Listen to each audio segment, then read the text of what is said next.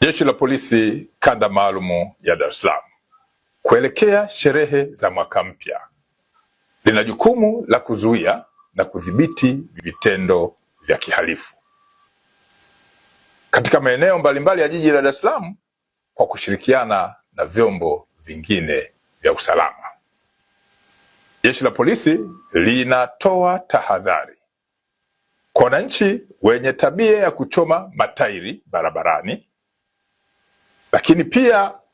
wale wenye tabia ya kupiga baruti au fataki barabarani au kwenye maeneo ambayo ni hatarishi, kuwa watakapofanya hivyo, ikibainika wanatenda vitendo hivyo, watashughulikiwa haraka kwa kadri inavyowezekana, huku jeshi likizingatia misingi ya kisheria.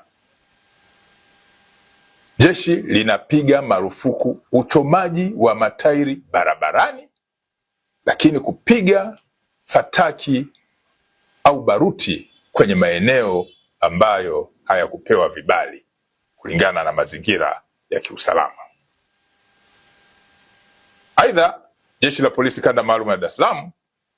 linaendelea kushirikiana kwa karibu sana na wananchi na viongozi mbalimbali wa nyumba za ibada ili kuhakikisha kwamba ibada zote zinafanyika katika mazingira yaliyo salama. Mwisho, Jeshi la Polisi Kanda Maalum ya Dar es Salaam linaendelea kuwakumbusha wananchi kuwa makazi ya wananchi, lakini pia ofisi mbalimbali pamoja na maeneo ya biashara yasiachwe wazi bila kuwa na uangalizi katika kipindi hiki cha sikukuu, lakini hata katika vipindi vingine mbalimbali vya shughuli za kiuchumi na za kijamii. Polisi Dar es Salaam inawatakia kila laheri wananchi wote